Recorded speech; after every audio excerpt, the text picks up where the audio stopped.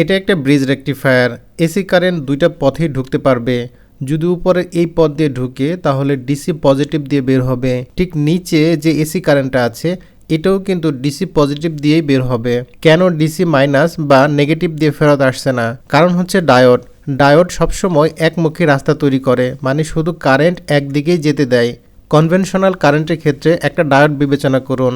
এই ক্ষেত্রে এই যে সাদা ব্যান্ড আছে, কারেন্ট সবসময় এই সাদা ব্যান্ড দিয়ে বের হবে। সাদা ব্যান্ড দিয়ে কিন্তু ঢুকতে পারবে না, মানে অপোজিট দিকে ঢুকবে না, সাদা ব্যান্ড দিয়ে শুধু বের হবে। মনে করতে পারেন ব্যান্ড মানেই হচ্ছে ব্লক সাইড। যে সাইডে ব্যান্ড থাকবে সেই সাইডটা হচ্ছে ব্লক, সেই সাইড দিয়ে ঢুকতে পারবে না কিন্তু বের হতে পারবে। এবার ব্রিজ রেকটিফায়ারটা আবার দেখুন।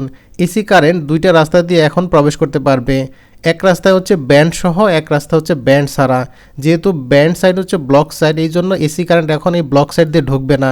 ঠিক যে পাশে ব্যান্ড নাই এই পাশ দিয়ে ঢুকবে, আর সাদা পাশ দিয়ে বা ব্যান্ডের যে পাশ আছে এই পাশ দিয়ে বের হয়ে যাবে। এই কারণে এসি যেদিক দিয়ে ব্রিজে ঢুকুক না কেন, বের হবে ঠিক ডিসি পজিটিভ দিয়ে। এরপর ব্যাটারি বা লোড হয়ে ডিসি নেগেটিভ হয়ে বা ডিসি মাইনাস হয়ে ফেরত আসবে।